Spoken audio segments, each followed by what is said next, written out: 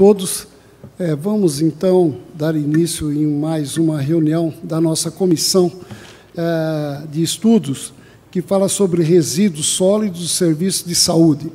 Eu, primeiramente, quero agradecer aos colegas, vereador Dr. Luciano Mega, vereador João Batista e vereador Eliseu Rocha, para que eles sempre tentando colaborar com essa comissão juntos, né? Estamos sempre investigando, vendo o que é de melhor que podemos apresentar através dessa comissão de estudo. Por isso, eu quero agradecer aos colegas de incluírem, né, estarem incluídos nessa comissão para que possamos, então, com o relatório final, apresentar sugestões que possam melhorar essa lei atual, que nós já vimos que a Secretaria da Fazenda está disposta em ver, analisar aquelas sugestões que nossa comissão apresentar e dar toda a atenção que for necessário. E, para isso, eu queria convidar, para fazer parte da mesa, o senhor Hamilton Queijo, da Secretaria Municipal da Fazenda. Por favor.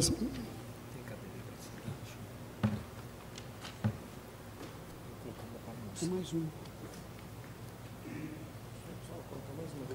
Mais um.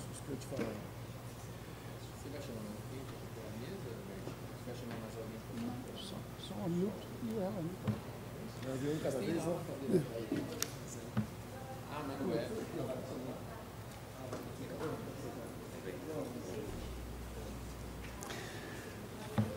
Então, para que nós realizamos essa reunião, nós fizemos o convite à doutora Emanuela Pisati Franco de Moraes.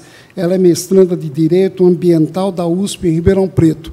Ela que, na última reunião que aqui realizamos, fez algumas explanações, mostrou seus conhecimentos e achamos por bem que, sendo ela uma estudiosa no assunto, muito ela tem para colaborar com essa comissão. Portanto, queremos que a doutora Emanuela tome posição na nossa mesa aqui também. Pega mais uma cadeira, por favor. Pega mais uma cadeira. Pronto. Isso, a doutora Emanuela acha por bem usar, então, da tribuna. Isso mesmo. E eu quero, então, agradecer que ela se até a nossa comissão, então, e colaborar muito, que eu tenho certeza, com os seus conhecimentos, doutora, para que essa comissão tenha um relatório final com grande desenvolvimento por conta de todos os membros. Obrigado, doutora.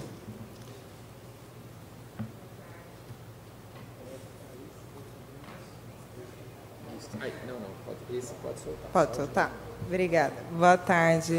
Gostaria de agradecer o convite do vereador. Gostaria de agradecer a todos que estão aqui presentes, aos meus colegas do grupo de estudo da USP que estão aqui e todo mundo que veio acompanhar. Eu trouxe aqui para vocês um pedacinho do meu estudo. Deixa eu virar aqui para ver se fica mais fácil. Aí. Eu trouxe aqui para vocês um pedacinho do que eu estudo lá dentro da USP, em Ribeirão Preto. Eles pediram para que eu conversasse com vocês sobre resíduos de saúde. O meu tema do mestrado em Ribeirão Preto é toda a legislação dos resíduos sólidos, né? Doutora Emanuela, só um alerta aos nossos colegas, se a senhora assim achar por bem, em qualquer momento, se eles pudessem interpelar em relação a algum esclarecimento da senhora, para que os colegas, se acharem necessário, por favor, viu? Tá, Jó. Se vocês tiverem pergunta, qualquer coisa, pode levantar a mão, eu verifico certinho, ou ao final eu vou abrir para vocês. Quem tiver pergunta, eu respondo, se eu puder responder as questões de vocês, tá? O tema que eu trouxe para vocês é manejo sólido de resíduos de saúde. Eu trouxe um pequeno roteirinho do que eu vou falar aqui com vocês, para vocês verificarem aqui como eu vou desenvolver com vocês, tá?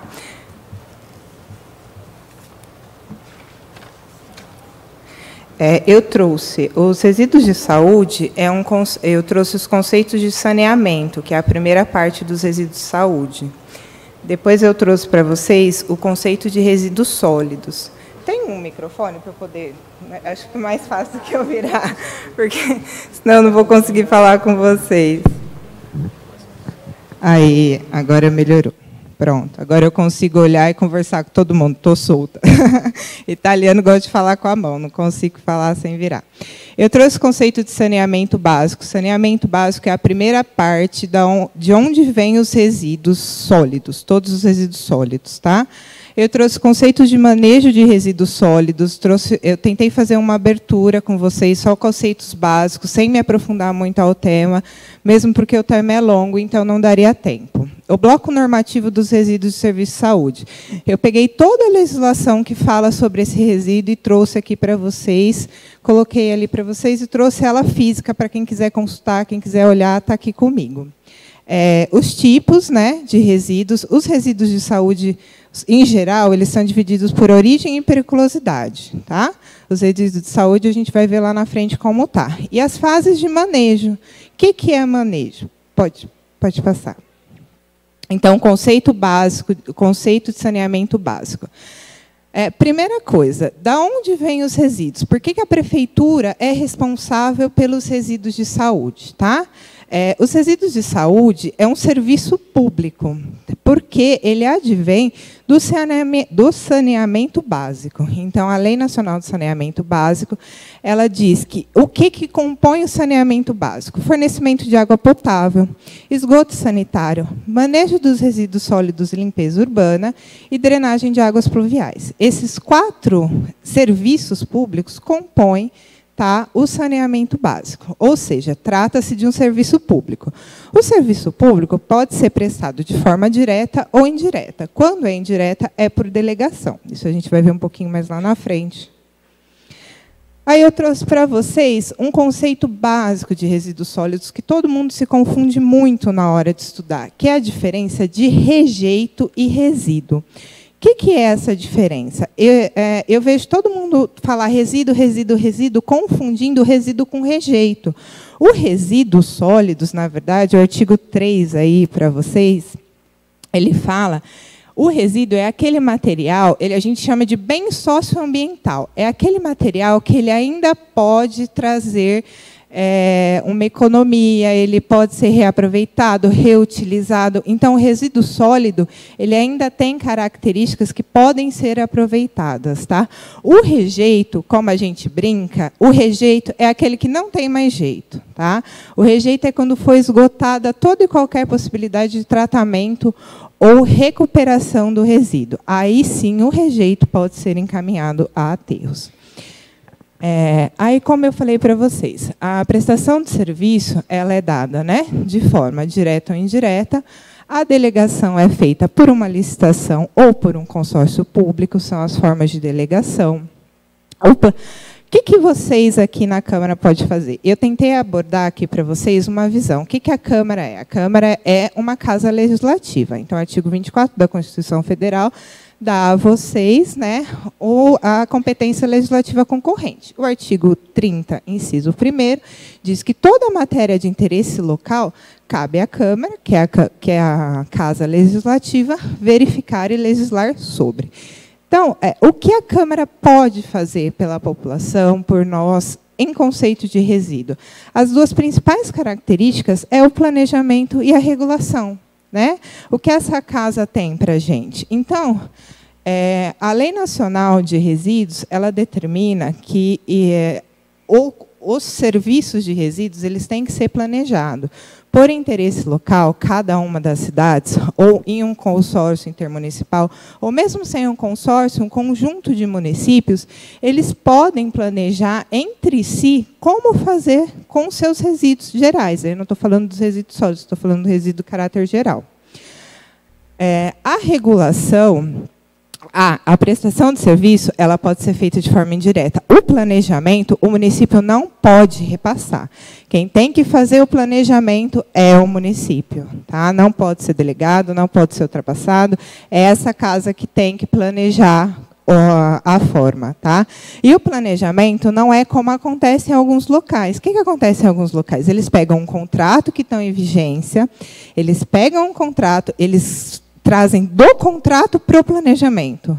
O planejamento não é isso, ele não se serve para isso. O planejamento é para a gente ver como se dá, né, no nosso município, quantidade, características, para a gente poder organizar melhor. Tá? A regulação é feita pelo titular do serviço. Tá? A regulação não pode ser repassada para nenhum ente. Só que, pela lei de saneamento básico, ela tem que ser feita por um ente diferente daquele planejador e prestador. Então, o mesmo ente que faz o planejamento não pode fazer a regulação. Isso está na lei de saneamento básico. Por isso que, em muitos locais, eles criam agências reguladoras para a prestação desse serviço, porque o serviço não pode ser dado pela mesma casa. Né? Não precisa necessariamente ser uma agência reguladora, mas pela especialidade e competência, né, e a matéria ser diferente, às vezes eles trazem uma agência reguladora, mas não precisa. Pode ser a Secretaria do Meio Ambiente, fica pelo planejamento, junto com a Câmara, e aí a Secretaria da Administração, sei lá, Ampassan, fica pela regulação. Tá? Próximo, por favor. Aí eu trouxe aqui para vocês o conceito de manejo. O que é manejo? Né? Todo mundo pensa, manejo de resíduos, o que é isso? Manejo, na verdade, é gerenciamento, é gestão. Então, quando eu falo manejo de resíduos sólidos, eu falo gerenciamento, gestão de resíduos. Aí o artigo 3º define como conjunto de ações exercidas. Aí eu trouxe aqui para vocês separado, ó, 1, 2, 3, 4, 5, 6. Por quê? Porque é muito comum a confusão que acontece dentro dessas 6 etapas. Obrigada. Dentro dessas 6 etapas. Por quê? A administração pública, normalmente, contrata até o item 4. Tá? Ela contrata o coleta, transporte, transbordo, tratamento e destino final do resíduo, veja. Mas ela não verifica, no próprio objeto do edital, a disposição final do rejeito. Entendeu? Então, é como se o objeto, na maioria das vezes, estivesse incompleto. Em todos os casos que eu estudei, o objeto não estava completo da licitação. Ele para no item 4, e a gente vai ver que é diferente. Quer ver? Segue. Olha aí, diferença para vocês. Destinação final ambientalmente adequada. O que é destinação final ambientalmente adequada? Ela inclui a reutilização, a reciclagem, a compostagem, a recuperação e o aproveitamento energético. Então, assim, a destinação final ambientalmente adequada, perceba, ainda é dos resíduos, porque eu tenho um bem socioambiental aí para vocês ainda.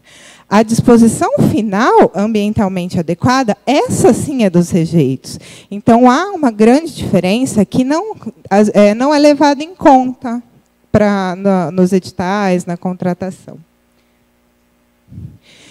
E aí o planejamento, né? Como se dá o planejamento? Então, aqui eu trouxe assim, o que eles falam na legislação, que é o planejamento. Então, como eu disse aqui para vocês, ó, elaboração do plano municipal de gestão integrada, tá? É condição, inclusive, para que os municípios acessem recursos da União ou de fundos característicos para a própria planificação ou para a própria gestão. Então, a planificação ela é obrigatória para que isso aconteça. Inclusive, serão priorizados o acesso a recursos da União. Aí, ó, o próprio artigo já prevê isso. Tá? E na gestão, no planejamento, quando você pensa em planejamento, o que é necessário para planejar? Então, assim, na gestão de resíduos, a ordem de prioridade, quando a gente vai planejar alguma coisa, é como eu, na minha cidade, tá, nas minhas fábricas, nos meus hospitais, com a minha população, faço a não geração do resíduo, né? Então, eu tenho políticas aí de reaproveitamento, ou a redução. Não podendo não gerar, eu tenho que tentar reutilizar. Se eu não conseguir não gerar e nem reduzir, eu preciso reutilizar ou reciclar. Né? Aí entra umas outras políticas e outras medidas. Não sendo possível nada disso, o mínimo é tratar esse resíduo para a disposição final dos rejeitos. Certo? Então, para vocês planejarem, a primeira coisa que vocês têm que ter em mente, as diretrizes que vocês têm que ter em mente, são esses 6 aspectos. Tá? Próximo. Aí, agora, eu entro nos resíduos de saúde. Eu dei uma passada bem geral para vocês entenderem o que era resíduo, o que era rejeito, o que é planejar, para vocês saberem o que vocês podem fazer. Agora, eu entro dentro do bloco normativo dos resíduos de saúde. São todas essas leis que elas são disciplina, elas se complementam, na verdade, para falar dos resíduos de saúde. E elas estão aqui. Para vocês terem ideia do que eu estou falando, é o seguinte, ó. Essas aqui que estão na minha mão, são as leis que eles estão utilizando atualmente. É esse aqui o conjunto de leis que eles utilizam atualmente na contratação, na prestação de serviço. O conjunto de lei completo, além dessas, é esse aqui. Está faltando um pouquinho de coisa. É esse aqui. Só esse pouquinho de legislação que eu estudo que não tem. Não significa que uma exclua a outra, de forma nenhuma. Tá? Elas se complementam. E a gente tem que ter em mente aquelas duas que eu grifei, que são as leis federais. Tá? Das leis federais, em um conjunto legislativo, que a gente tem a recepção das anteriores, né, e a adequação da superior, que é especial na matéria. Então, aí já é uma questão de direito, de cruzamento legal, mas só para vocês entenderem o que está faltando para a gente ainda. É esse conjunto de leis aqui que eu trouxe. Aí eu coloquei aqui para vocês os resíduos no geral, para vocês terem ideia da divisão. Então, eu tenho dois tipos de divisão, quanto à origem, quanto à periculosidade. Tá? Quanto à origem, eu não vou entrar muito nesses resíduos, porque não é o tema deles aqui hoje, mas é tudo isso que a gente analisa lá dentro da USP. Resíduos sólidos urbanos, resíduos dos estabelecimentos comerciais, pode passar. Resíduos de saúde, resíduos da construção civil, resíduos do transporte e resíduos do saneamento básico. São esses os tipos de resíduos. E aí, a segunda é quanto à periculosidade, se ele é perigoso ou não perigoso. Os resíduos de saúde são perigosos. Entenderam? Então, tem que fazer uma análise conjunta. Pode passar. Dentro dos resíduos de saúde, a gente ainda tem mais uma divisão. Aliás, a gente tem várias. Essa é a primeira delas. Tá? Essa resolução do CONAMA é uma dessas resoluções que eu trouxe aqui para vocês, que é o que eles aplicam. Então, aí eu tenho 5 tipos. Né? Eu tenho resíduo biológico, resíduo químico, resíduo radioativo, resíduo comum e resíduo pérfuro cortante. Vou falar um pouquinho de cada um deles para vocês. Pode passar. O resíduo do grupo A, que é aquele resíduo biológico. O resíduo do grupo A, ele é dividido nos resíduos não biológicos e nos resíduos biológicos, dentro daquelas características da periculosidade. Então, eu tenho 5 subgrupos A. Tenho A1, A2, A3, A4 e A5. Como tem que ser feito o armazenamento desses resíduos? Os resíduos A1, A2 e A4, depois, se vocês quiserem, a legislação está aqui, eu mostro para vocês, porque é um monte, aí ele vai caracterizar cada um deles, tem que estar num saco branco leitoso. O A3 e o A5, um saco vermelho. Tá? Vou mostrar para vocês já o que são esses sacos. Pode seguir. Aí eu tenho os resíduos biológicos. Os resíduos biológicos, além de estar dentro daquele saco branco, por ser de fácil putrefação, eles têm que estar num local refrigerado. Tá? Então, eles têm que estar numa câmara fria, num freezer. E aí está o conceito e a legislação da onde determina que ele tem que estar numa câmara fria. Pode passar. Os resíduos do grupo B, que são os químicos e tóxicos, que são medicamentos, eles têm que estar num recipiente compatível, como medicamento guardado comum, tá? Não pode ter muita luz, não pode ser muito calor, né? Os rejeitos radioativos, aí já entra em uma outra seara, que aí o pessoal dos resíduos do grupo radiológico cuida, é feito totalmente segregado, né? Ele só está na mesma legislação, mas ele é totalmente separado dos resíduos de saúde. Os resíduos comuns, que tem dentro de um hospital, dentro de uma clínica veterinária. E os pérfuros cortantes, que são os últimos grupos, eles têm que ser armazenados dentro de recipientes rígidos, por ser pérfuro cortantes, né, não ter perigo de vazamento. Pode passar. Aí, para quem não conhece, quem nunca viu, eu trouxe exemplos do que são o armazenamento. Então, aqui eu tenho o saco branco, o saco vermelho. Ele tem que estar com esse logo, tem que constar o risco. Ali uma caixinha, para vocês verem dos outros. Eu trouxe só a título de exemplo. Tem várias outras embalagens, vários outros resíduos, tá? Pode seguir. Coleta e transporte. Então, eu tenho o armazenamento, já vimos. A coleta e o transporte. A coleta e o transporte, ela fala que eles têm que se dar em carros, na foto seguinte eu vou mostrar para vocês, seguindo regras da BNT. Então, o carro tem que ter todo um preparo por conta do risco para transportar esse resíduo, né? E os resíduos daquele grupo que tem que ficar lá no freezer, se ele tiver um percurso acima de 24 horas, ele tem que ser carregado sobre refrigeração. Eles não podem passar de 24 horas sendo transportados se não tiverem refrigeração. Tá? Pode passar. Aí o carro. Eu tentei procurar para vocês 2 tipos de carro que não tivessem logo na internet, mas eu só achei o do menorzinho, o maiorzinho eu não achei. Como essa empresa não é daqui, nem sei de onde é, eu trouxe porque eu estou fazendo propaganda de ninguém. O importante é a gente ver o seguinte, o carro tem que estar discriminado que é resíduo hospitalar. Né? Então, tem que estar bem grande, escrito lixo hospitalar, resíduo hospitalar. Tem que ter o logo da periculosidade e tem que ter o número laranjinha que está aí, para vocês verem. Então, aqui é um carro menor e um caminhãozinho maior. Pode passar. Do tratamento. Aí, agora começa a dar o problema da nossa vida. Por quê? Enquanto eu estava lá no hospital, onde tem regras de separação, de armazenamento, de segregamento, está tudo bonitinho, com medo de disseminação de doenças. Então, assim, o gerador separa tudo certinho.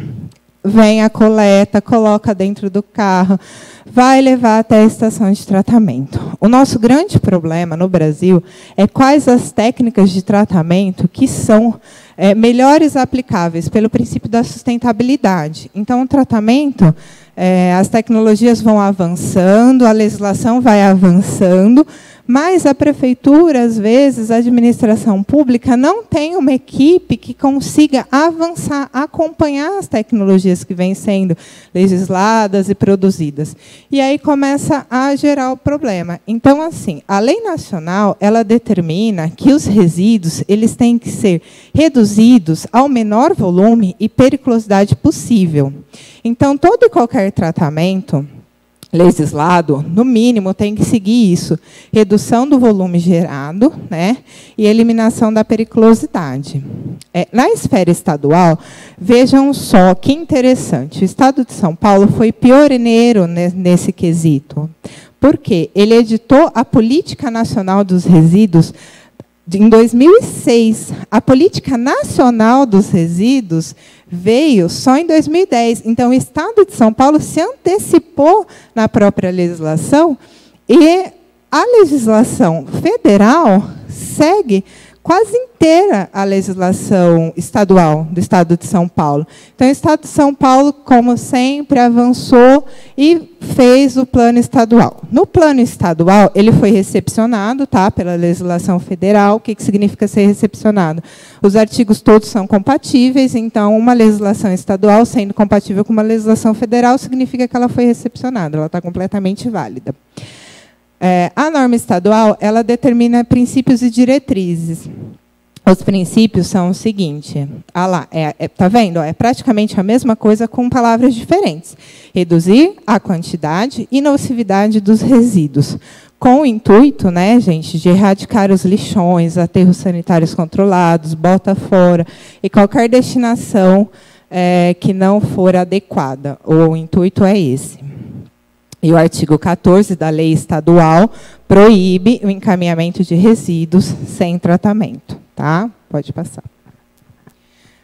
Aí, gente, como tem uma imensidade de leis que estão aqui, o que eu trouxe para vocês? Eu trouxe o conjunto normativo de cada uma das legislações que traz o tratamento. Então, para cada tratamento, tem uma lei específica que determina como deve ser feito o tratamento daquele resíduo.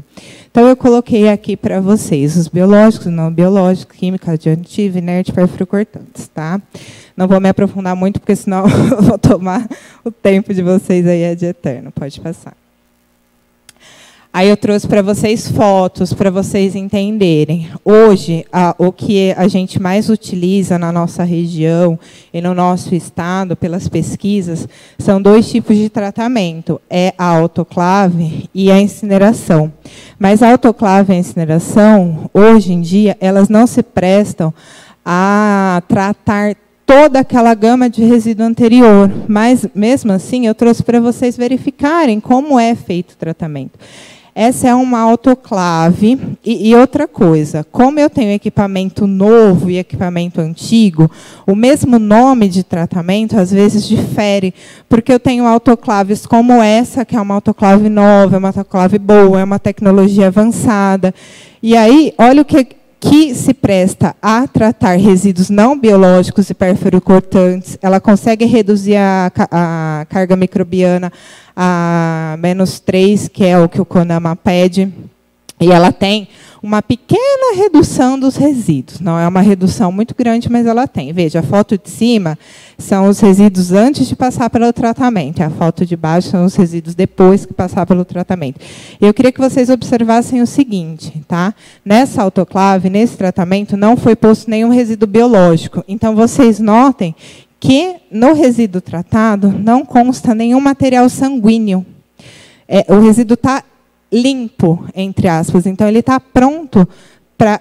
ele já é um rejeito, né? Ele está pronto para ser encaminhado para um aterro sanitário, tá? Com a redução da carga microbiana. Pode passar. Aí, essa é a diferença.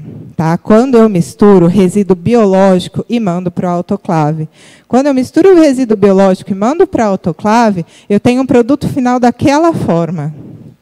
E é esse o produto final, está vendo? Que eu tenho sangue no meio, eu tenho o resto de material biológico. Por quê? E ao lado eu tenho um triturador. Por quê? Imagine passar resto de cirurgia num autoclave.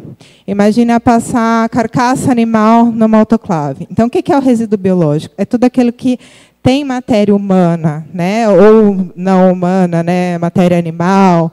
Isso é o tratamento. E hoje a gente passa tudo no autoclave. E aí o que a gente tem é esse rejeito. Esse rejeito ainda está contaminado para ir para o aterro. Pode passar. E aqui no Brasil muito se discute, muito fala dos incineradores. Por quê? Eu trouxe 2 tipos de incineradores para vocês. O incinerador do Brasil e o incinerador do Japão. A gente tem, em conjunto com a faculdade, na Universidade de Osaka, um professor que só trabalha com resíduos do Japão. Ele chama Thiago Trentinella. No Japão, todos os resíduos independentes são enviados, os rejeitos, né, são enviados para incineradores. E eles estão tão avançados na tecnologia lá, que eles já têm incineradores, olha, aqui eu tenho 4, aqui eu tenho só 1. Olha o tamanho dos incineradores que eles já conseguem produzir no Japão. Né? O equipamento é pequeno, e o equipamento é condizente, ele é capaz de produzir cinzas, né, que é o resultado final. Então, isso aumenta a capacidade do nosso aterro sanitário assim, muito tempo. Esse é um incinerador normal.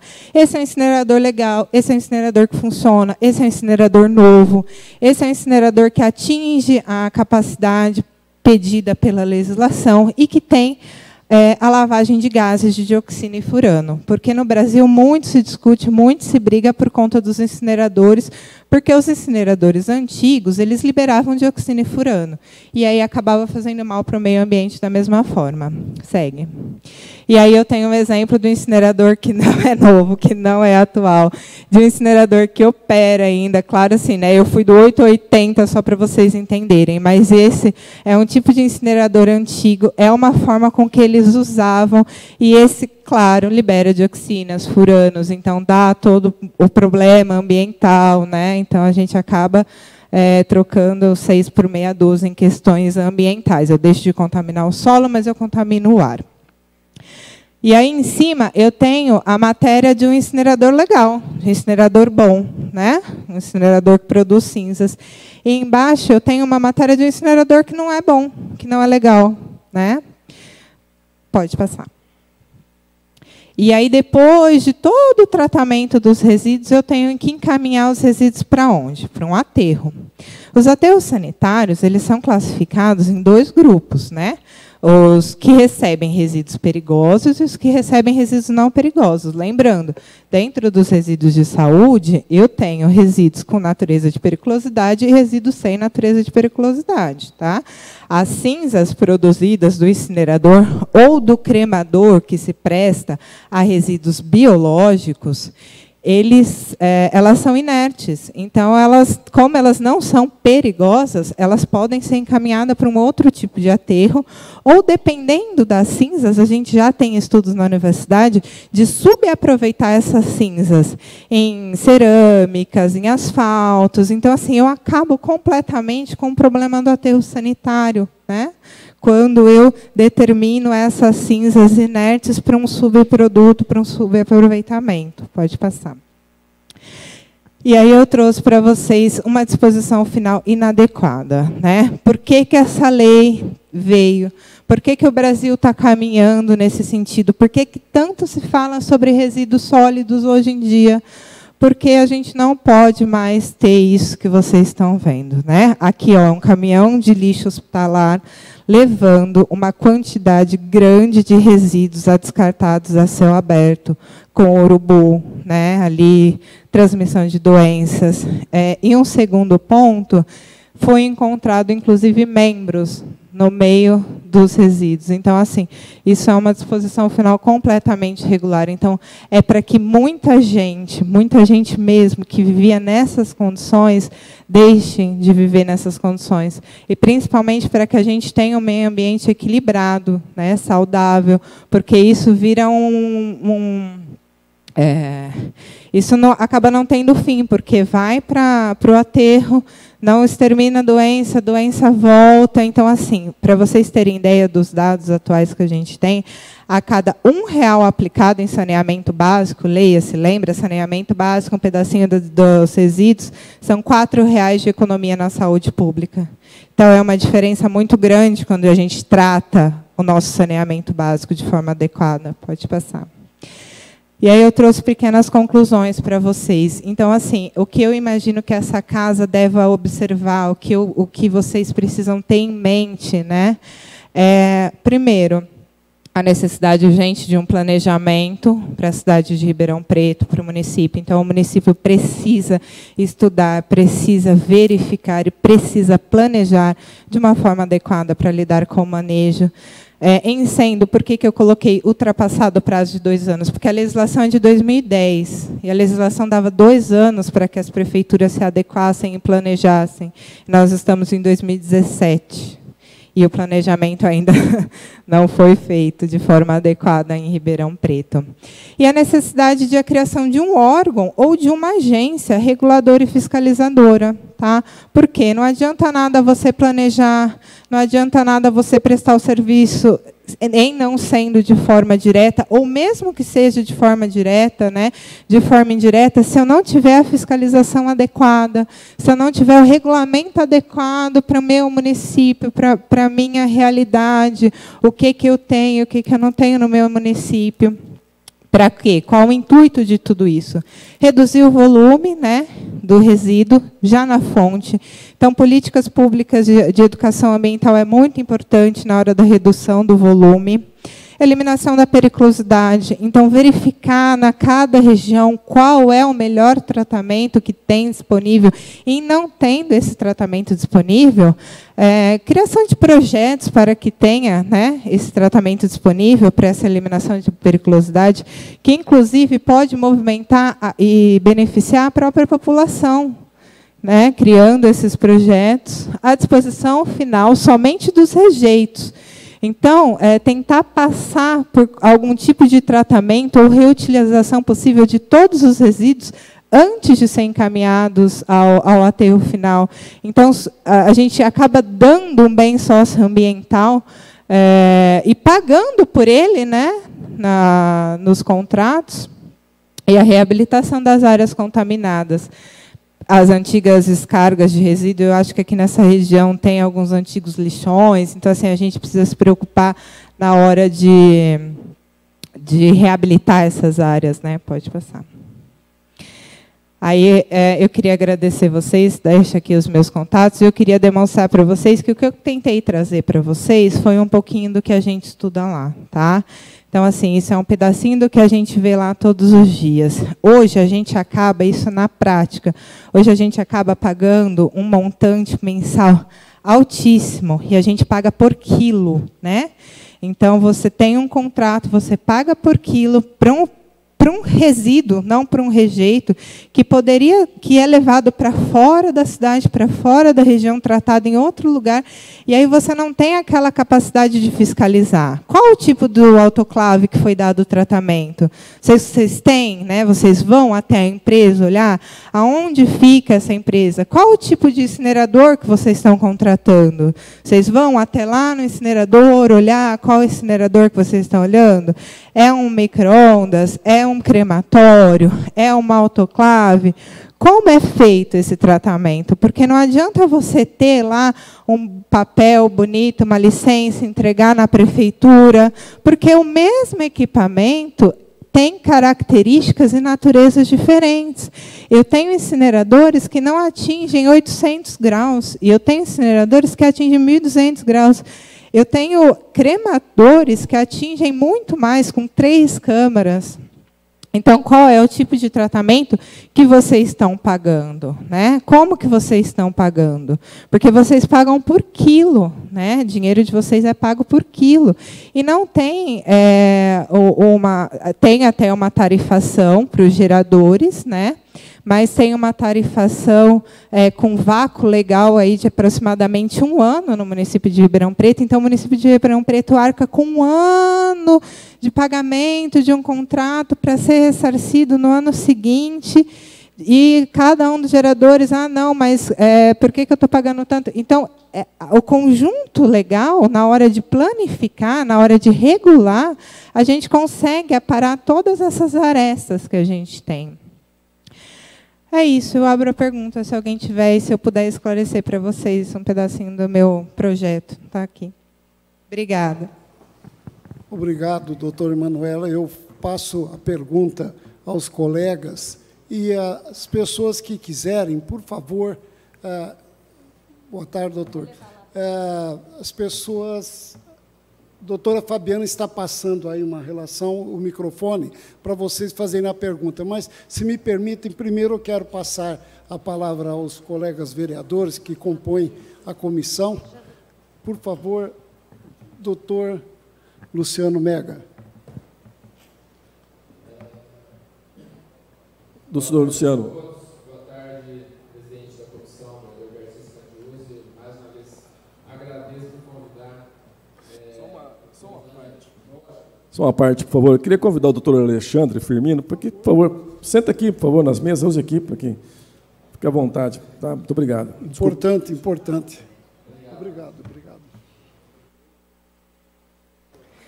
Por favor, eu gostaria, se possível, de chamar o meu presidente da comissão de pós-graduação para vir aqui. Por favor, Gustavo.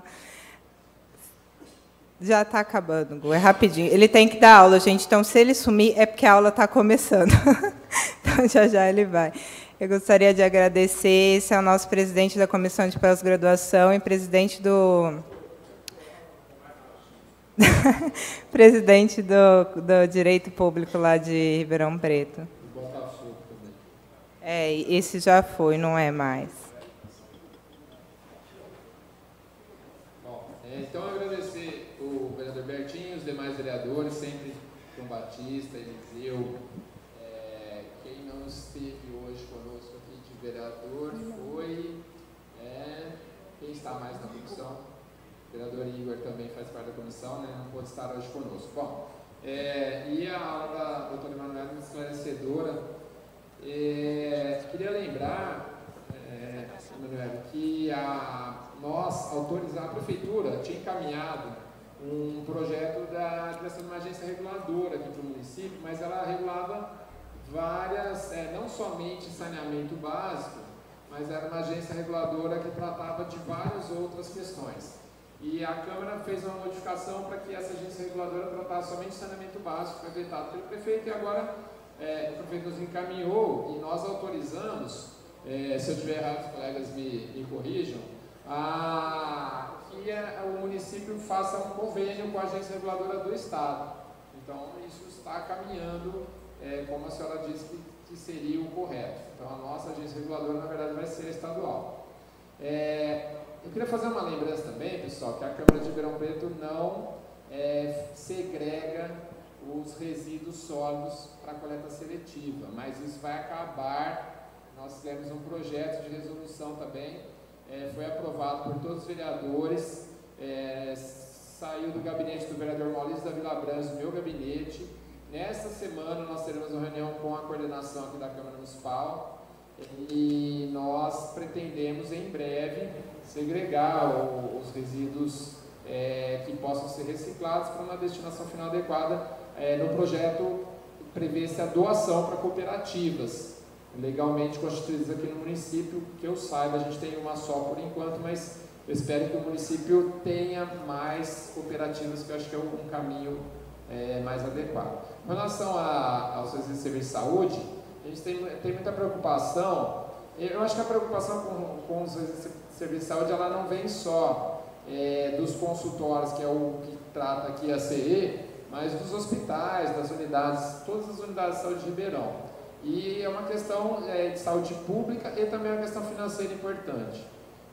Mas com relação aos consultórios, né, e aí eu agradeço a presença do pessoal da prefeitura que veio, da CRU, o Humberto sempre, o Hamilton, sempre conosco aqui, muito solícito, né, da Secretaria da Fazenda, a senhora Silmara, que veio hoje da CRU, acho que vai ser bastante esclarecedor para a gente. Eu vejo que o maior problema lá nos consultórios é no momento da coleta, porque não se mensura o que se coleta e o que se coleta não é compatível com o que se cobra. Então, esse é um problema muito sério. Mas temos também, agora voltando para a aula da senhora, a questão macro, né? Que aí eu acho que no outro momento a gente vai ter que sentar para discutir também. A destinação que se dá, a questão do crematório, parece que a cremação é mais adequado para tratar determinados resíduos do grupo A, né? As carcaças, por exemplo. Então, acho que isso tem que ser trabalhado também, mas talvez até num outro momento, porque a questão é tão complexa, né, e tão grande, que eu não sei se a gente consegue resolver isso numa tarde ou em poucas reuniões da CE, né, vereador Bertinho?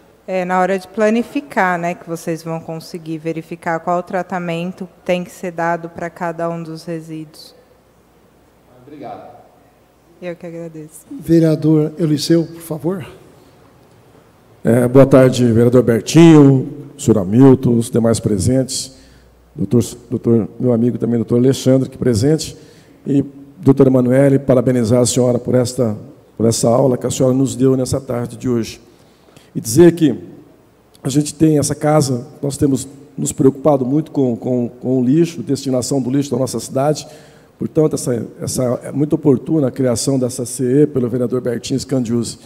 E dizer também que essa casa aprovou por unanimidade, e a semana passada o prefeito sancionou, agora é lei no nosso município, uma lei de minha autoria, que obriga todos os grandes eventos públicos e privados da nossa cidade a ter dentro dos eventos cooperativas selecionadas para que separe todos os lixos que produz dentro dos grandes eventos. Porque o que acontece hoje? Em todos os eventos, os lixos são armazenados em um local e geralmente vai para o lixão tudo junto. Não é feita uma coleta seletiva. Então, essa lei veio de encontro com isso, o prefeito sancionou a semana passada. Então, a partir de agora, todos os eventos que tiver na cidade terão cooperativas dentro dos eventos, separando, no caso, as coletas seletivas, né, e os resíduos sólidos e não sólidos terão os seus destinos para cada qual. E, principalmente, vai trazer uma grande ajuda para os cooperados que dependem, que vivem do dia a dia do lixo, que são os catadores. Então, a gente está caminhando junto e aprendendo junto com tudo que está acontecendo aqui nessa casa. Então, o que a senhora nos passou hoje realmente foi uma aula, e nós temos muito que tirar dessa tarde de hoje e daqui para frente, com essa CE, ajudar o nosso município a separar e a cuidar melhor dos nossos lixos. Muito obrigado, parabéns. Obrigado, vereador Eliseu. Vereador João Batista.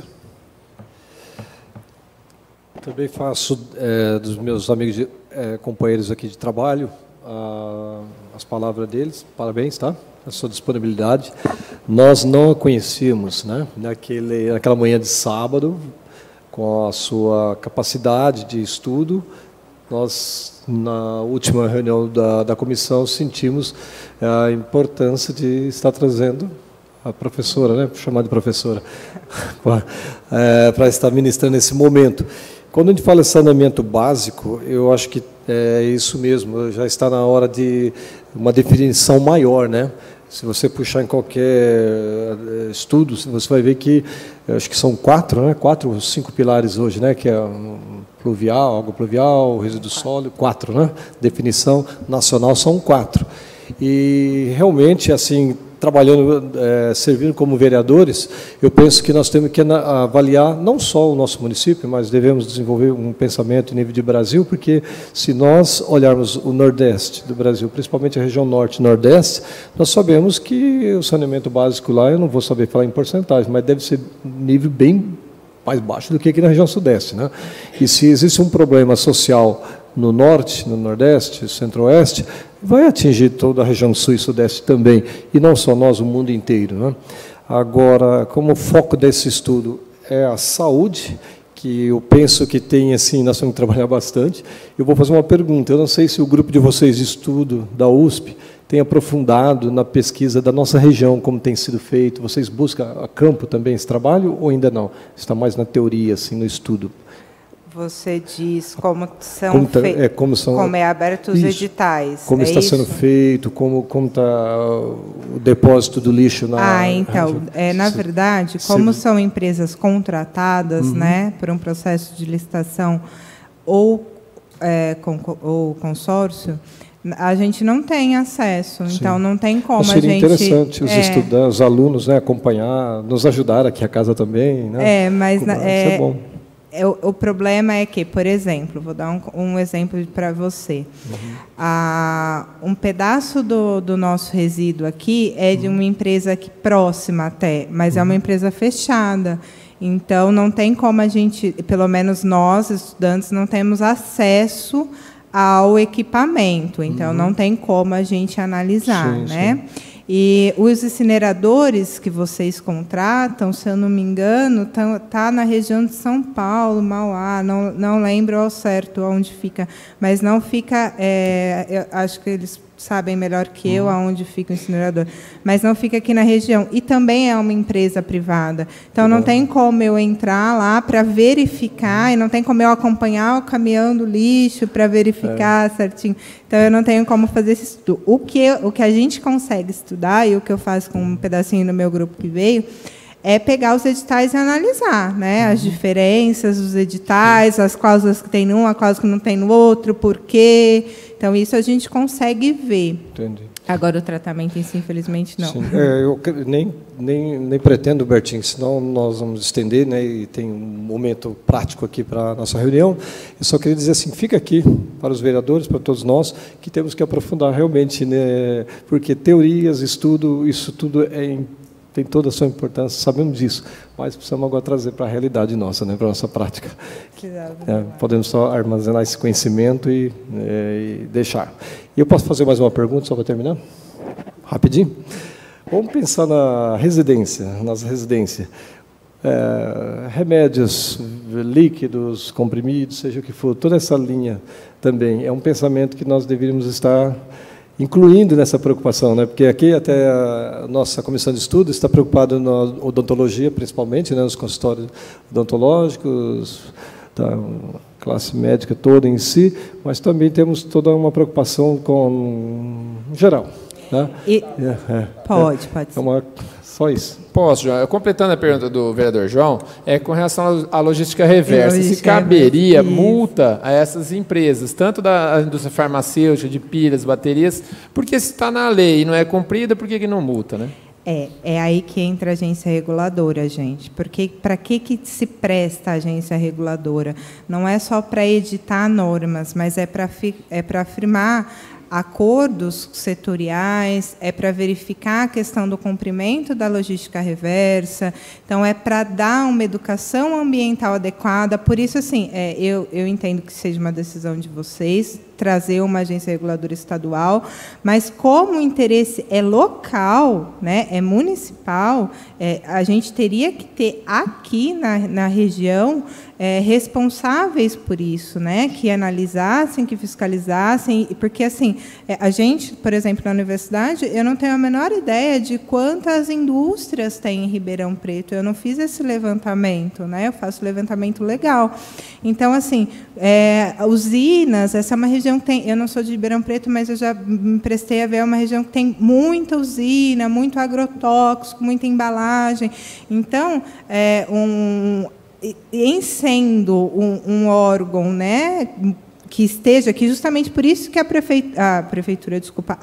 Constituição dá para vocês o interesse municipal, a competência de legislar, né, que vocês podem delegar para uma agência, porque é para ver em loco mesmo. Então, essa agência, junto ao Ministério Público, poderia estar firmando taxas com essas empresas para que educassem a população, ou que fizesse com que essas indústrias colocassem nas farmácias.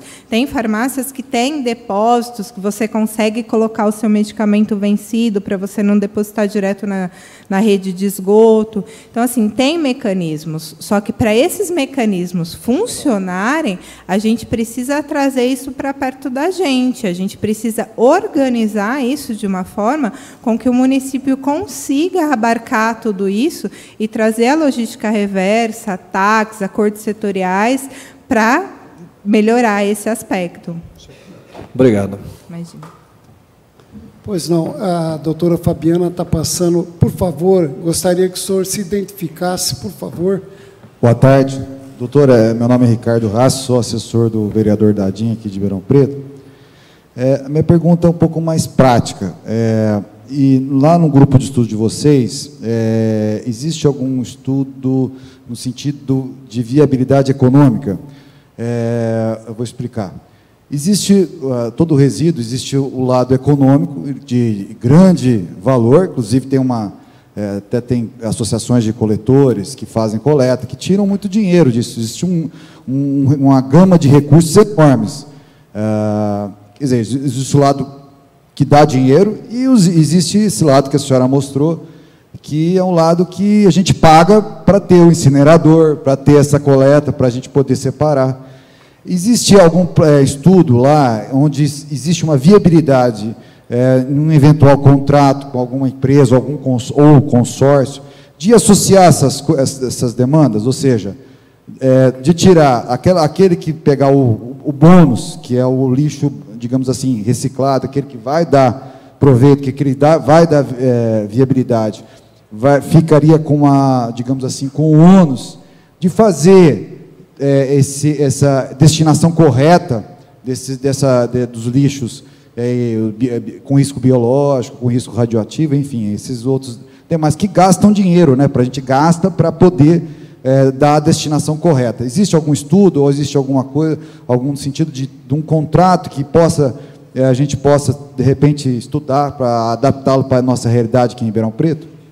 Desculpa, qual é o seu nome mesmo? Ricardo. Que acontece? Quando a gente fala de viabilidade econômica, administração pública, tá? A viabilidade econômica na administração pública, a gente segue uma característica no direito ambiental que se chama externalidades negativas e externalidades positivas. Então, o que isso significa, essa palavra estranha que é colocada na lei? As externalidades negativas produzidas pelo gerador têm que ser suportadas por ele, né? Então, o gerador do resíduo que produza externalidades negativas tem que suportar aquela externalidade dentro do seu processo de fabricação, de produção. Então, isso seria como se ele tivesse que agregar o valor dele àquela política de logística reversa, tá? Aquele acordo setorial, aquela forma de, ou então aquele investimento em uma nova embalagem que possa ser reutilizada ou reciclada, em sendo reciclada, fomentar cooperativas de reciclagem. Isso é externalidade negativa. E as externalidades positivas são aquelas que, ao contrário das negativas, que causam o bem. Então, por isso que a gente diz bem socioambiental. É como se fosse um bem público socioambiental. Essas cooperativas, na verdade, Ricardo, elas não trazem muito montante econômico aos cofres públicos. O que elas geram, na verdade, de impacto positivo é o impacto social, porque eu consigo, dentro de uma cidade, tendo várias empresas que atuem, que trabalhem com isso, eu consigo ter uma geração de renda local, eu consigo ter um desenvolvimento local, porque hoje eu acabo pagando por um resíduo para que é encaminhado a um outro local. Então, assim, eu não gero empregos locais, eu não tenho indústrias locais gerando. E um outro fator, agora no sentido mais prático dos contratos, que a gente fala da viabilidade econômica dos contratos para os tipos de tratamento, eu fomentando o interesse local em ter mais empresas, mais indústrias que atuem nessa área, eu vou ter a livre concorrência. Então, isso a gente estuda não só no direito, mas mais na economia, que a gente chama de keynesianismo privado. Então, quanto mais concorrência eu tenho, mais empresas trabalhando no setor eu tenho uma melhor qualidade com menor preço. Então, por isso que ele até comentou, vamos segregar o resíduo, vamos separar. Hoje, os contratos são feitos todos juntos, né? Com todos os tratamentos para todos os resíduos. Então, isso coloca que uma só empresa tenha que ter todos os equipamentos capazes. A gente viu que tem uma infinidade de resíduos diferentes. Então, eu tendo estímulo local, de geração de renda local, de abertura de novas empresas local, né? Eu tenho uma externalidade positiva muito maior do que o conteúdo econômico daquele bem. Eu tenho uma infusão no mercado que vai fazer que vai proporcionar à cidade ou à região um crescimento ambiental, né, uma melhora ambiental e um crescimento socioeconômico de toda a população, porque eu gero emprego, eu gero renda e eu produzo ali um melhor tratamento a um menor custo. Essa é uma técnica de economia que a gente chama de keynesianismo. Eu não sei se eu consegui responder. Era isso que você perguntou?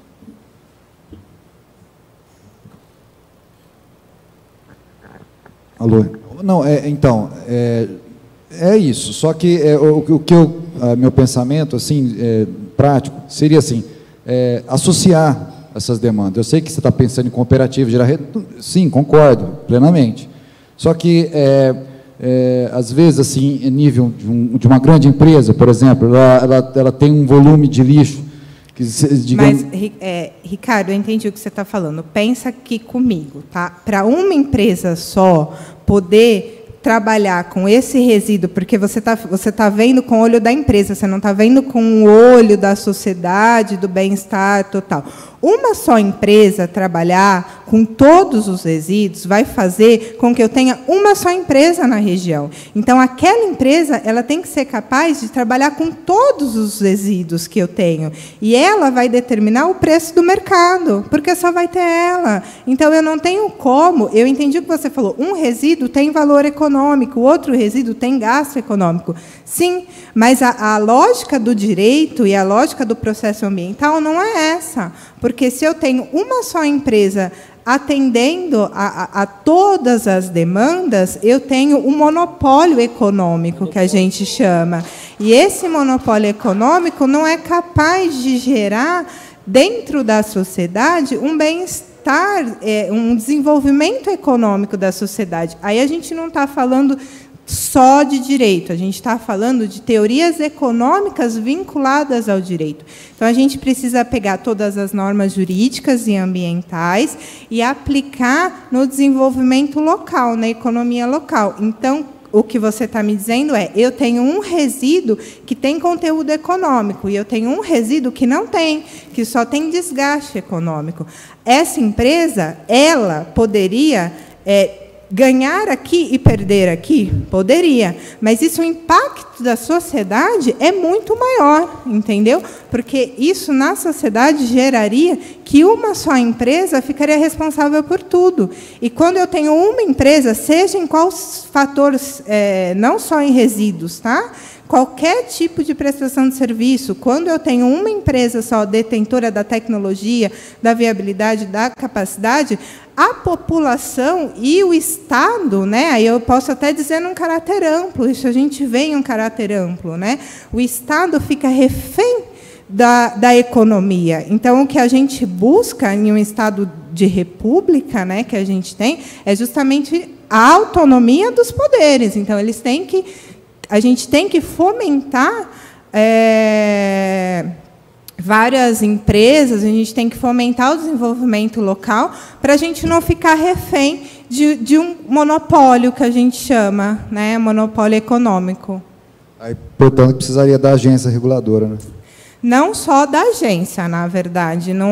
O problema não é a agência reguladora, no caso, porque a agência reguladora, ela se presta a editar normas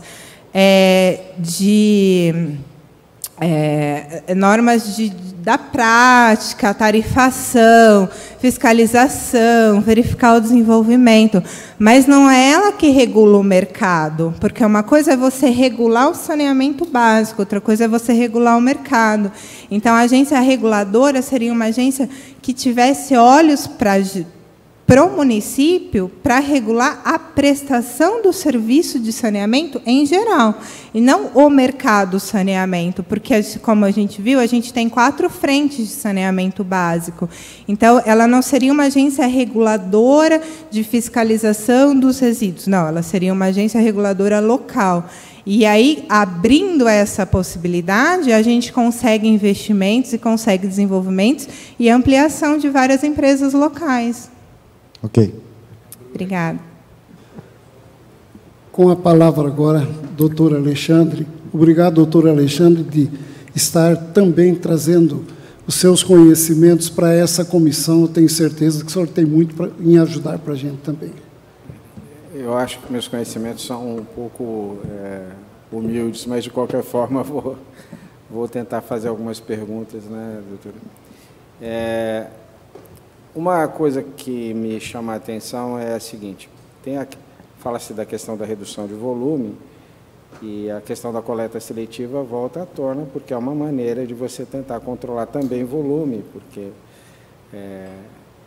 me parece assim que, mesmo em alguns lugares onde há um broto de processo de coleta seletiva, por exemplo, o supermercado Pão de Açúcar, ali na Avenida Independência, ela por algum tempo fez a coleta seletiva e agora eles estão quase desistindo. Mas, assim, as pessoas respondiam, iam lá levar um monte de coisa para aquele local para fazer. E agora vão ficar também sem um lugar para fazer. Então, me parece que não há um estímulo muito grande externo da cidade para que a coleta seletiva efetivamente passe a ocorrer aqui. E aí outras questões vão ficando mais complicadas do ponto de vista público, né? Salta aos olhos a qualquer profissional de saúde aquela figura magra correndo atrás do caminhão em movimento, jogando os sacos atrás do caminhão em movimento, os sacos às vezes partindo no meio, caindo material no chão e jogando lá o saco. É evidente que há um conteúdo de insalubridade muito grande nesse tipo de atividade. E, do ponto de vista de responsabilidade humana nossa, você está com o seu carro olhando o fato ocorrer na sua frente, né? Há pouco tempo eu fui fazer a perícia de um senhor que é coletor de lixo, trabalhava para uma grande empresa, E eu perguntei, o que é que você faz? Ele falou, eu corro, né? A definição dele, porque ele corre a noite toda, o dia todo, a atividade dele é correr. E aí há uma questão humana óbvia, do ponto de vista de saúde pública, que é que isso significa, você está na sociedade, você está vendo o indivíduo correr, ele tem uma dieta de vida atlética, né? Porque ele corre o tempo inteiro, né? Esse senhor desenvolveu um problema, né? Óbvio, um problema muscular relacionado a essa atividade incessante. Agora, além dessa questão, nós temos também a questão do lixo hospitalar. Eu me lembro uma vez, eu estive numa palestra num órgão federal e veio um senhor que estava querendo vender um caminhão que é usado na Áustria, que era um caminhão enorme, que fazia o processamento do lixo hospitalar no local. Eles iam com um caminhão imenso, naturalmente iam para uma rede hospitalar, que também devia ser enorme, e aquilo o caminhão processava o lixo e saía um lixo, acredito, com mais fácil possibilidade de ser colocado em algum lugar. Bom, não estamos nesse nível de sofisticação, mas, sem sombra de dúvida, tenho várias dúvidas. Por exemplo, as nossas unidades de saúde todas estão pesando lixo, eu não tenho a mínima ideia. Sistematicamente, temos uma estatística do lixo produzido por cada uma das nossas unidades de saúde, as do SUS, as municipais, não tenho ideia. Há um acompanhamento disso. Acredito que tem muitos comprimidos que são disponibilizados pela própria saúde pública para os pacientes, vão parar no lixo comum, né? A família vai lá e tal, pega o comprimido no posto, já tratou, ou parou de tomar o remédio, ou não tomou direito, e ficou, e aquele remédio vai sobrando, a data de validade expira, aí a família, está na hora de jogar fora, joga o remédio fora, para onde ele vai jogar? Há uma propaganda sistemática no sentido de que esse lixo adicional seja levado para as farmácias nossas. Por outro lado, qual será o volume que isso vai representar do ponto de vista de gasto? Então, eu estou com várias perguntas aqui relacionadas a isso, que me parece que são questões meio sérias de saúde pública, e que eu eu tenho a impressão, pode ser um equívoco da minha parte, que algumas ainda não estão plenamente esclarecidas, né? Além disso, temos outras questões que são menores. Eu faço parte de uma especialidade que não é geradora de lixo, praticamente. O psiquiatra não é gerador de lixo. Eles têm recebido também as taxas de lixo, e aí nós vamos também ter que ver quem é que efetivamente... Espera aí que já tem 3 perguntas, deixa eu responder, senão eu me perco. Vai assumir os custos, né, enquanto gerador do produto. Espera aí, então. Eu já respondo as 3 e a gente continua. A primeira, você disse da saúde do trabalhador, né? É esse o foco da sua pergunta. A saúde do trabalhador que trabalha com atividades perigosas, né, com atividades insalubres, é uma questão de saúde pública, e é algo que a gente deveria olhar com mais atenção, porque cada um desses trabalhadores que tem problema, que passa por isso que você está dizendo, ele vai acabar na Previdência Social, se ele não tiver uma empresa séria que cuide da saúde do trabalhador, né? Claro que as empresas não conseguem prever todos os tipos de desgaste e acidentes do trabalho, mas as empresas que as prefeituras contratam, elas têm que ter um PCMSO, que é um plano de saúde, um planejamento de saúde ocupacional dos trabalhadores, ela tem que ter um PPRA, que são documentos, e a prefeitura deveria fiscalizar, né, poderia fiscalizar como sendo, porque assim, por que eu digo? A administração pública ela tem responsabilidade objetiva direta na prestação de serviço público. O saneamento básico, os resíduos sólidos são um tipo de serviço público, então ela responde de forma objetiva. Então, cabe a ela a fiscalização. Então, ela teria que verificar se aquele empregado está tendo condições de trabalho equivalentes, né, a condições de trabalho salubres, né, e não sendo, poderia ser uma cláusula de rescisão contratual. Por quê? A cada empresa que tem um trabalhador que não cuida da saúde do seu trabalhador, ela está diretamente dando gasto para o Estado, porque esse trabalhador vai acabar em um auxílio previdenciário, seja um auxílio doença, seja um auxílio acidente. Então, eu vou acabar colocando na mão do Estado, né, a responsabilidade de arcar com aquele trabalhador. Então, o Estado contrata uma empresa, a empresa não cuida da saúde do seu trabalhador, o Estado paga pelaquela prestação de serviço, né? Aquela empresa não cuida da saúde do seu trabalhador e o Estado paga novamente na hora que aquele trabalhador se machuca. Então, a visão é geral, né? Então, seria, talvez, uma agência reguladora também poderia, né, no volume de fiscalização, verificar a saúde desses trabalhadores. Essa, acho que foi a primeira pergunta, né? A segunda foi quanto à logística reversa das farmácias. Aí é uma coisa interessante. Por quê? Você está dizendo, o volume de medicamentos químicos jogados na nossa rede de esgoto e o gasto que isso não dá. Então, assim, aí eu tenho bastante coisa para te falar, mas vou tentar ser rápido. A gente tem vários estudos de que as águas dos nossos oceanos estão completamente contaminadas de todos os resíduos químicos e a maioria deles não há possibilidade de reversão. Tá? Então, eu não consigo. Então, toda a nossa água hoje no Brasil já está contaminada de uma forma ou de outra. Então, assim, a gente tem na universidade, mas na faculdade de Direito, a gente tem na medicina, na química, vários estudos de como reverter a qualidade da nossa água e alguns a gente ainda não tem. Esse é um primeiro ponto bem preocupante. Por isso que a gente precisava de políticas de educação ambiental, que viriam na planificação. Então, com políticas de educação ambiental, eu conseguiria ensinar essa população a segregar não só o medicamento, como todo o resíduo da coleta reciclável e tal.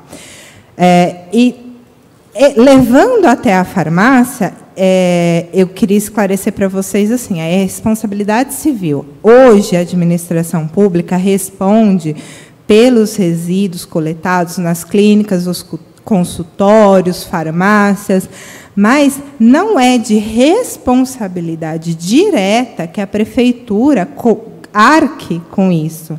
Então, a prefeitura acaba contratando uma empresa, prestando serviço para aquela clínica e cobrando uma taxa, né, que em Ribeirão Preto está um pouco conturbada, mas não é de obrigação dela, ela tem a obrigação de prestar o serviço público, só que ela deveria fiscalizar a contratação direta daquela farmácia com a empresa, daquele consultório com a empresa. Aí eu entro na sua terceira pergunta. Você é psiquiatra, você não tem produção de resíduo perigoso. Quando eu tenho uma agência reguladora aqui, ou eu estou usando muita palavra agência reguladora, desculpa, porque assim, é hábito dentro do estudo, mas quando eu tenho um órgão fiscalizador aqui, eu consigo ir até o seu consultório e dizer, não, você não tem o resíduo, então você não vai pagar nenhum tipo de taxa, ou você não tem que, para ter a licença do seu consultório, ter um contrato com uma empresa que vai dar o tratamento nesse resíduo, entendeu? Aí eu consigo identificar, porque eu estou perto de você, eu não estou longe, né? Então, eu não te coloco uma taxa de algo que não está ali. Acho que foram essas três. Tem mais algum?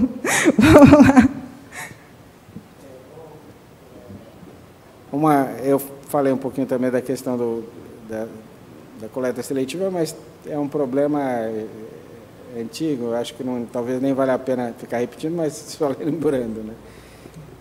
Agora, de fato, eu acho que não é, do ponto de vista de diminuição de volume, a coleta seletiva seria uma necessidade, uma imposição. Sim. Até permitiria melhor essa questão da reciclagem. Sim. Né? Senão a reciclagem vai ficar a encargo das pessoas colherem do lixo lá. A gente tem que ter um fomento. Vai ser mais desumano, né? A gente tem que ter um fomento nessas atividades, né? A nossa região ainda não tem essa cultura, esse hábito, essa educação ambiental.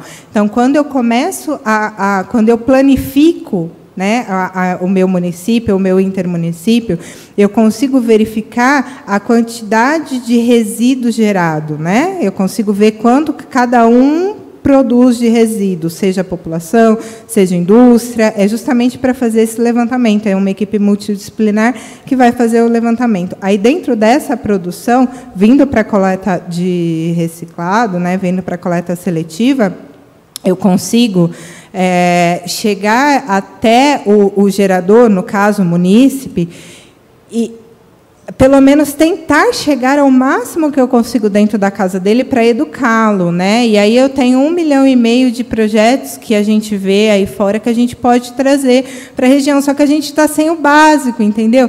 Então, sem o básico, eu não consigo ir para o profundo. Se eu não tenho a mensuração do que eu tenho, a quantificação e qual o tipo de resíduo que eu produzo, eu não consigo trazer um projeto aqui para entrar na tua casa e te educar para separar, para diminuir o meu volume. Entendeu? Se eu já tivesse essa quantificação, existem vários projetos em vários lugares que a gente pode trazer para nossa cidade, seja qual cidade for, de redução da geração de volume do lixo urbano, de redução da geração do volume do resíduo da construção civil, por exemplo. Um exemplo de geração de renda é usinas de resíduos da construção civil que gerem tijolos de reuso, que gerem cimento, que vá trabalhar na construção civil, que traga, né, infraestrutura para a própria cidade daquele resíduo gerado. Então, você vê que é um ciclo, né? Só que para eu conseguir montar esse ciclo em projetos, aí eu consigo montar projetos. Para eu conseguir montar esse ciclo de viabilidade em projetos, eu tenho que ter o macro, eu tenho que ter o planejamento, eu tenho que conseguir olhar e falar, olha, a minha cidade tem isso aqui. Então, disso aqui, eu posso fazer esse projeto para reduzir, não... Entendeu? Aquelas 5 características que eu coloquei ali: não gerar, reduzir, reutilizar, reciclar, tratar e destinar final. Quando eu tenho o planejamento, que tem que ser dado nessas diretrizes, eu consigo fazer mini projetinhos para cada um deles, aí eu tenho efetividade. Entendeu? Obrigado, doutor. Professor, quer fazer também um questionamento? Pois não, professor. Boa tarde a todos e parabéns pela sua explanação.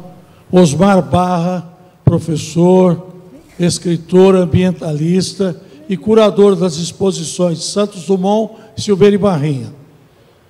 Primeira coisa, e quero parabenizar os nobres vereadores, mas acho que todo mundo aqui se esqueceu. A doutora Jane coordena a farmácia da gente, chamada Farmácia do Povo, criada no governo Majone do Partido dos Trabalhadores e mantido pelos demais governos. Eu sou um usuário de lá. Algumas pessoas que perdem o ente querido, ou que o médico não precisa tomar mais o remédio, o que eles fazem? Levam os remédios lá, a doutora Jane com a sua equipe faz todo o monitoramento e esses remédios são doados à população. Vamos fortalecer a farmácia da gente próximo da Prefeitura Municipal de Ribeirão Preto. É só conscientizar mais. Gostei do que a senhora falou. A questão é ambiental e de saúde pública. Pergunto à senhora, desde que o presidente Lula assinou a lei do saneamento básico, o que melhorou em termos de Ribeirão e Brasil? Qual o seu nome? Osmar Barra.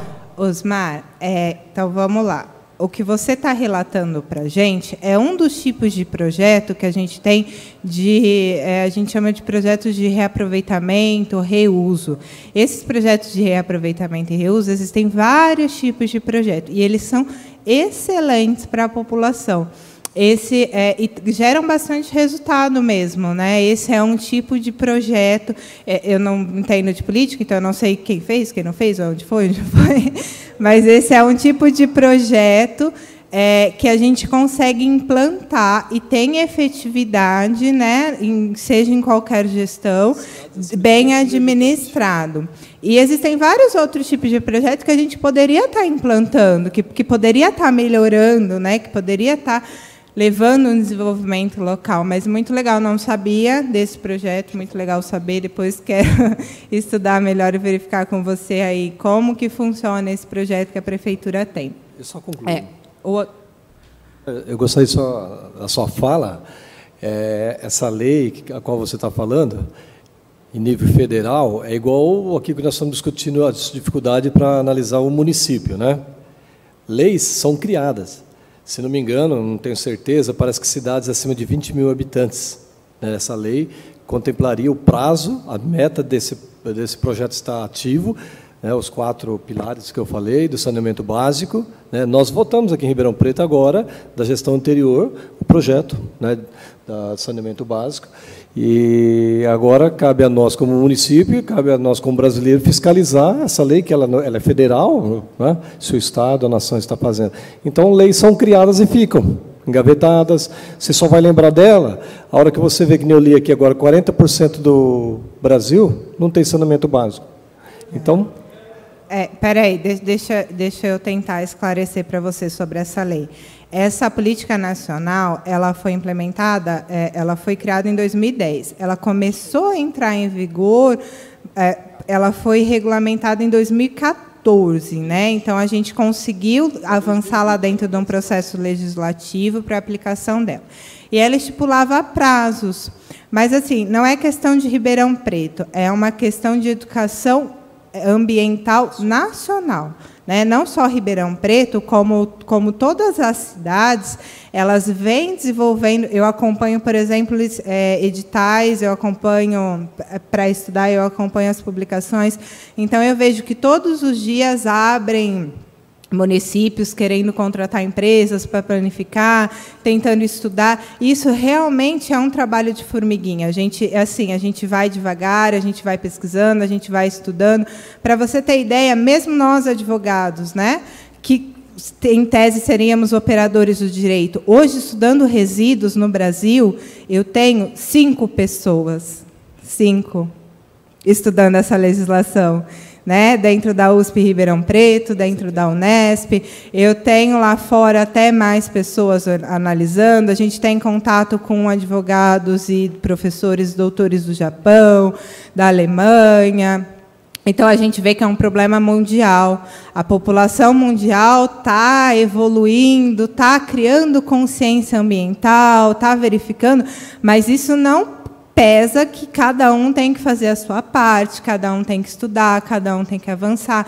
Então, assim, eu acho que Ribeirão Preto já deu um passo importante, que é dar atenção ao que está acontecendo, que é verificar o que está acontecendo, que é estudar. Olha, temos um problema, e agora? O que a gente faz com esse problema?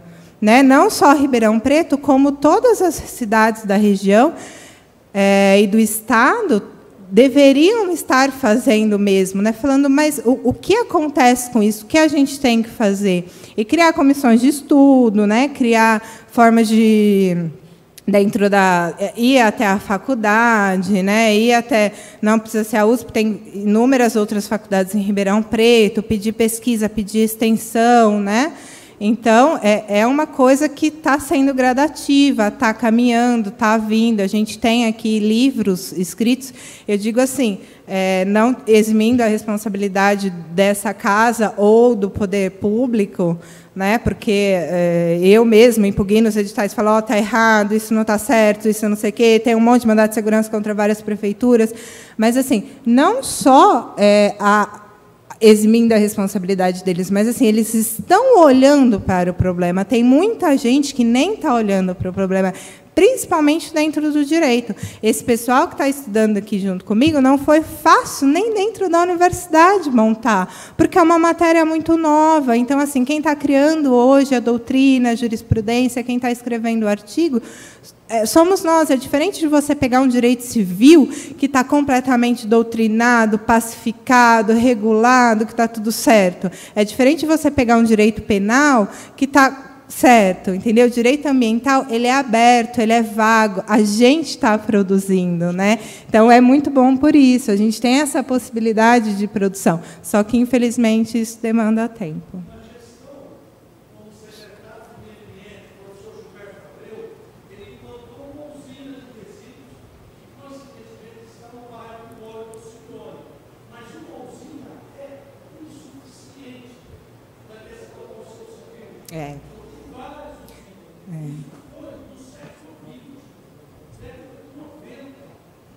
Que bom que a gente tem a USP aqui, né? Porque aí a gente consegue ir para lá e trazer esses problemas para a universidade, para os professores, para eles desenvolverem com a gente. Só que aí a gente precisa de quantificar, né? Se a gente conseguir quantificar, a gente consegue verificar quantas usinas a gente poderia implementar e qual a forma do melhor implementação para desenvolvimento local. Que bom que já tem uma. Não tendo, consulto os colegas se querem fazer mais uso da palavra. Eu, primeiramente, então, eu quero fazer o agradecimento de aqui ter comparecido a senhora Silmara Sá, da Coordenadoria de Limpeza do município, o senhor Almilton Queijo, da Secretaria da Fazenda, juntamente com seus colegas Samuel e o Jefferson, o doutor Assep, coordenador, aliás, orientador, né, do trabalho da doutora, e agradecer também a doutora Patrícia, trabalhando aqui pela Câmara Municipal, a TV Câmara, que esteve presente, transmitindo essa fala muito valiosa da doutora Manuele Pesati Franco de Moraes. Doutora, nós queremos agradecer em muito a sua colaboração, o seu conhecimento que a senhora demonstrou, como disse o colega, o Eliseu, a senhora deu uma verdadeira aula do que é realmente se preocupar com a saúde pública relacionado com o lixo da nossa cidade. A senhora fez um apanhado geral, fez de tudo, não somente da área de saúde, mas sim de tudo, aquilo que se refere ao problema do lixo na cidade de Ribeirão Preto. Nós queremos agradecer e gostaríamos de uma eventual necessidade de contar novamente com o seu trabalho, com o seu conhecimento, para que essa comissão leve então aos organizadores de uma nova lei, ou da reformulação dessa lei, que nós ainda estamos, vários pontos dela não concordando, por isso já tem a abertura, até por conta dos servidores da Fazenda, que abriram espaço para que essa lei possa sofrer algumas modificações no sentido. Quando a senhora falou em relação ao quilo do lixo gerado, nós entendemos que existe isso sim, mas o problema do parcelamento, como foi transferido isso daí numa tabela, foi o que nós estamos vendo que, principalmente, muitos profissionais da área não concordam com isso daí. Então, e também outra situação, em off eu havia anunciado que agora a empresa está fazendo a pesagem, mas conversando com o Hamilton e com a Silmara, me informaram que não é, que estão fazendo agora em função de obter a média da pesagem. Então, não é uma mudança radical, uma mudança já que a gente previa que tivesse acontecido, né? Mas contamos com a sua habilidade, o seu conhecimento e a sua educação em responder os interesses de tudo, inclusive do doutor Alexandre, que se preocupou em vir aqui acompanhar essa comissão. Então, nós queremos deixar o nosso agradecimento, a gratidão em nome de toda a comissão de estudo e deixar também a nossa comissão à sua disposição, mesmo quando a senhora achar espontaneamente necessário voltar. Para nós vai ser de grande agrado, de grande alegria, porque hoje tivemos realmente uma aula. Obrigado, doutora. Obrigada. Obrigada. Na verdade, eu gostaria de agradecer a oportunidade de estar aqui, de tirar dúvidas de vocês, de conseguir, né, tentar passar para vocês um pouquinho do que a gente estuda, porque o objetivo da universidade é esse mesmo, né? O objetivo do meu estudo é esse, é fazer com que todos consigam entender melhor, né? É um conjunto de lei densa, é realmente difícil da gente conseguir analisar. E eu agradeço muito a oportunidade de estar aqui conversando sobre vocês. Eu cheguei em Ribeirão há tão pouco tempo, já estou aqui, ó, conhecendo os vereadores na Câmara, divulgando meu trabalho, meu estudo, minha extensão. Isso é muito valioso, tanto para a universidade quanto para a população em geral. Então, eu que agradeço o convite, estou sempre à disposição. Obrigada. E eu quero também aproveitar e agradecer o trabalho da nossa assessoria jurídica, a doutora Fabiana Vansan, e toda a nossa equipe do gabinete e dos gabinetes dos colegas que compõem essa comissão. Eu quero agradecer a todos e que Deus proteja a todos. Vamos dar por encerrado, então, essa sessão. Obrigado.